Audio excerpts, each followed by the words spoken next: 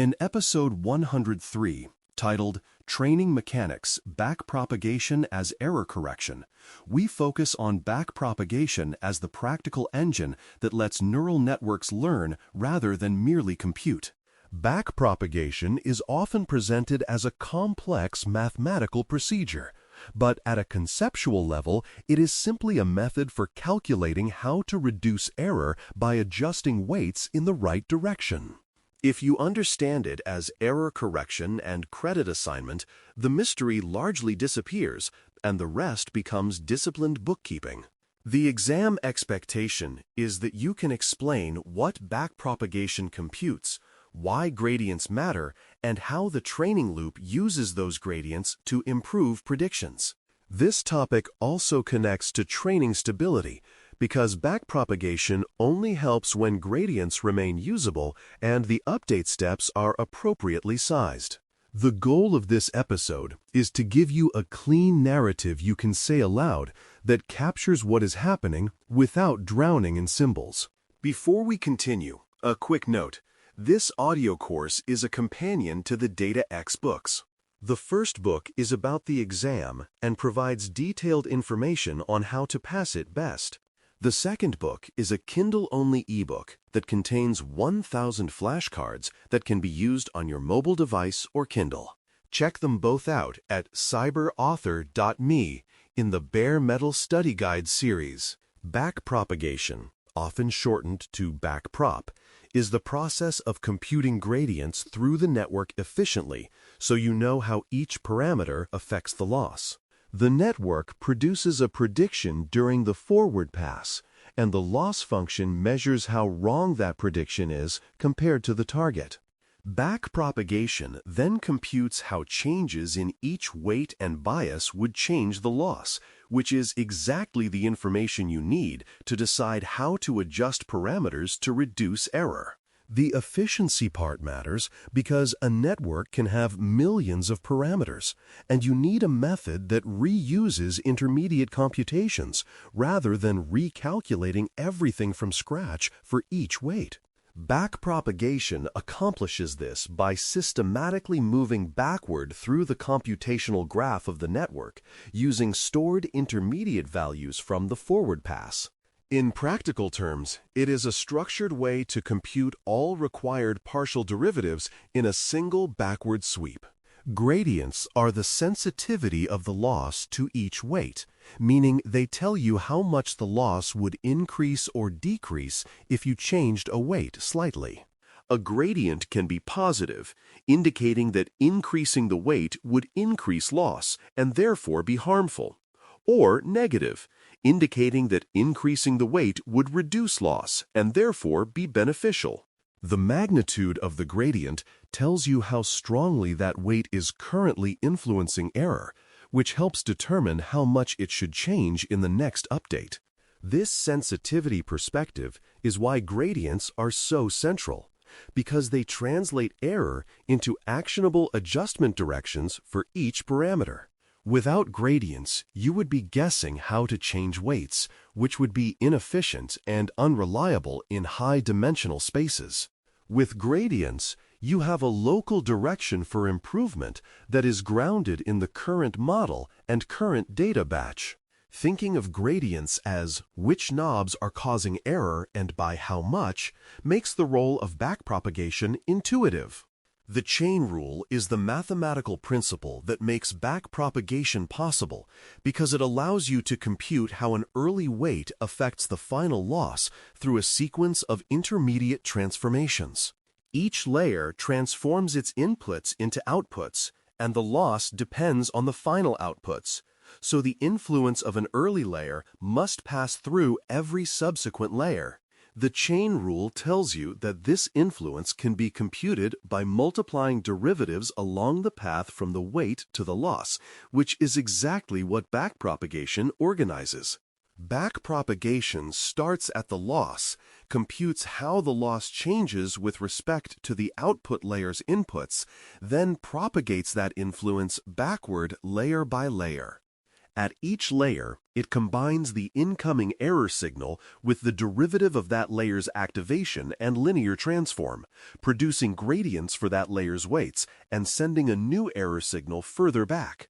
Conceptually, the chain rule is how blame is passed backward through the network's transformations, assigning responsibility for the final error to earlier parameters. This is why backpropagation is often described as an efficient application of the chain rule through layered computation.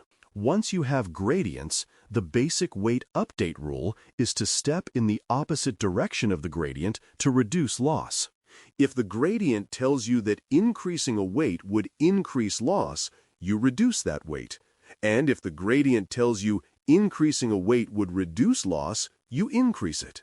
The size of that step is controlled by the learning rate, which determines how aggressively you move in the direction suggested by the gradients. Too small a learning rate can make training painfully slow, while too large a learning rate can cause training to overshoot and diverge.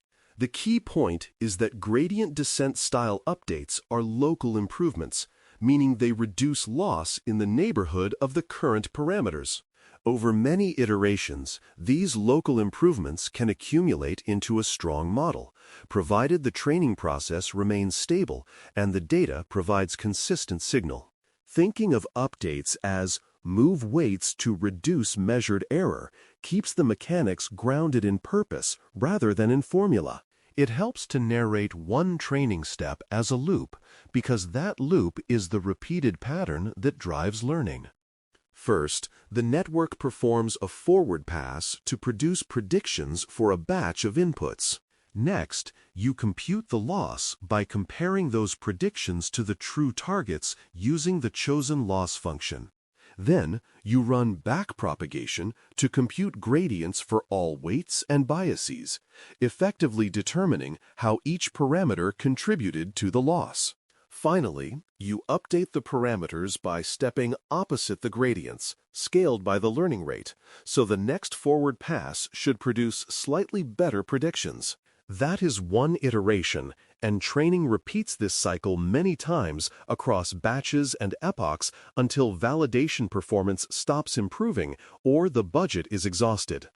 When you can say that loop smoothly, you understand backpropagation as part of a larger learning process rather than as an isolated mathematical trick. Batch size affects stability and speed because it controls how many examples contribute to each gradient estimate. With a small batch, gradients are noisier because they reflect fewer examples, which can introduce jitter in training, but can also help the model escape shallow local quirks by injecting randomness. With a large batch, gradients are smoother and more stable because they average over more data, but each step costs more compute and can sometimes lead to less generalization-friendly dynamics if training becomes too deterministic.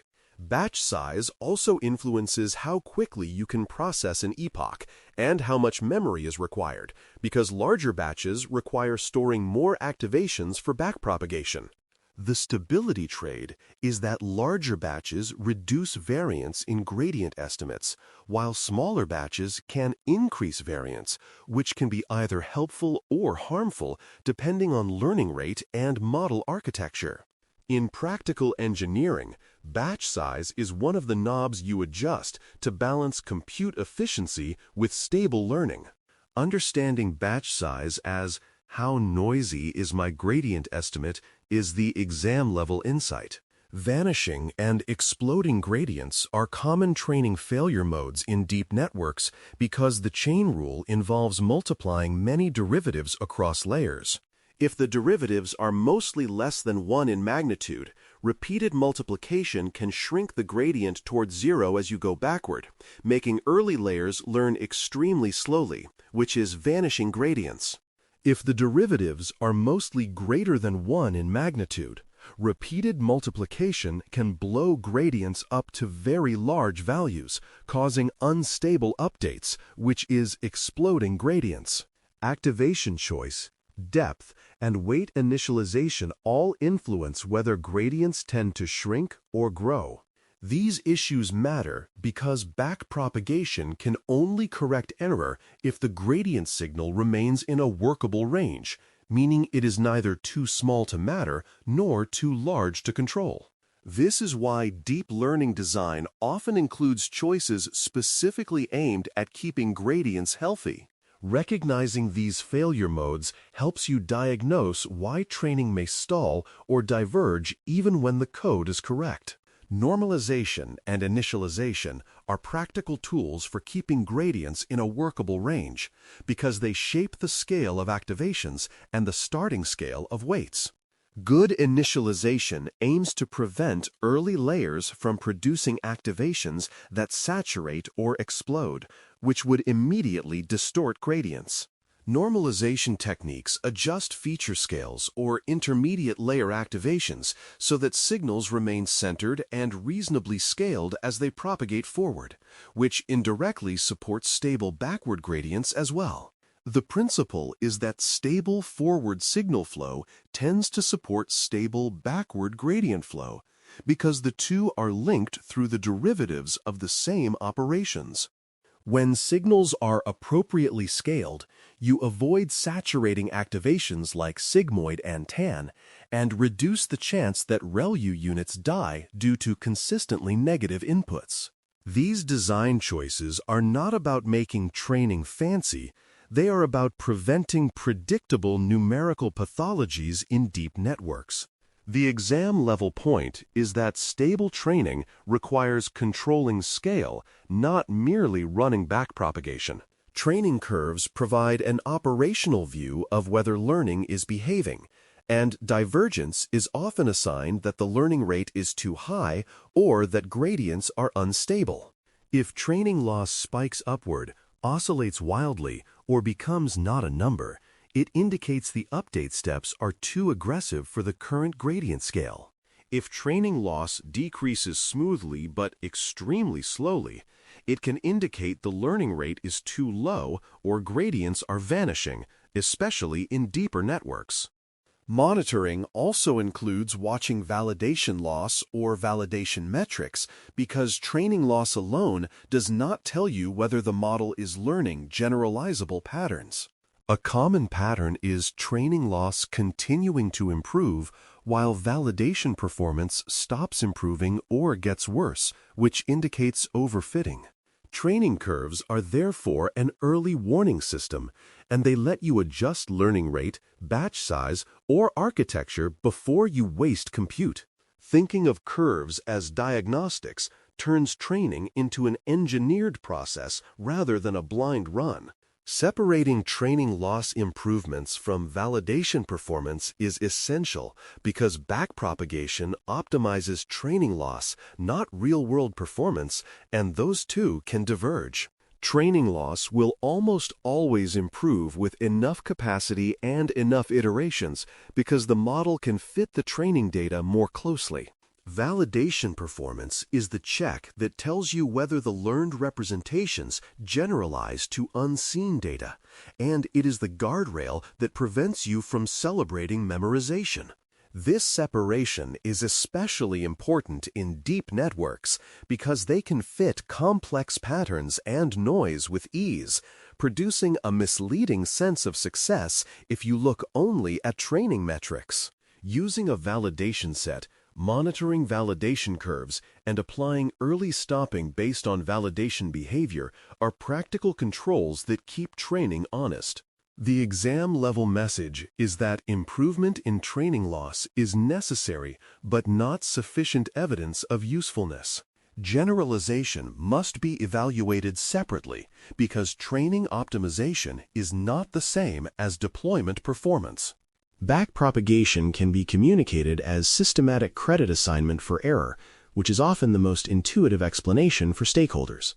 The network makes a prediction. The prediction produces an error, and backpropagation determines how much each weight contributed to that error through the chain of computations. It assigns blame in a structured way, then uses that blame to adjust weights to reduce future error. This framing helps people understand why the backward pass is necessary, because without it, you would not know which internal features and which parameters need correction. It also reinforces that learning is iterative, because each update is a small correction, not an instant leap to perfection. Backpropagation is therefore not a mysterious trick, but a bookkeeping method for distributing responsibility across a layered system. When you describe it this way, you convey both what it does and why it is essential. The anchor memory for episode 103 is that forward predicts, backward assigns blame, and update improves. The forward pass produces outputs from inputs using current weights. The backward pass calculates how the error depends on each weight, assigning responsibility through gradients. The update step adjusts weights opposite the gradients, so the next forward pass is slightly better under the training objective. This anchor captures the loop in a way that is easy to recall and hard to confuse. It also reflects the practical reality that backpropagation is not the whole story, because it exists inside a training loop that includes data batches, loss functions, and validation checks. Remembering this sequence helps you answer exam questions that test whether you understand the mechanics of learning rather than just the vocabulary. It is the simplest, accurate narrative of what training is doing. To conclude episode 103, titled Training Mechanics, Backpropagation as Error Correction, state the training loop aloud, and then repeat it once so it becomes automatic. The loop is that you run a forward pass to predict. You compute the loss by comparing predictions to targets. You backpropagate to compute gradients that assign blame to each weight, and you update the weights by stepping opposite the gradients, so the loss should decrease. The loop is that you run a forward pass to predict, you compute the loss, you backpropagate gradients through the layers, and you update weights to improve the next prediction. Saying it twice emphasizes that training is repetition, because learning comes from many small corrections accumulating over time. It also reinforces that backpropagation is the gradient computation step inside that larger loop, not a separate magical process. When you can recite this cleanly, you demonstrate the exam-level understanding that underpins most questions about neural network training. Thanks for listening. For more audio courses, daily newsletters, and more, please visit baremetalcyber.com.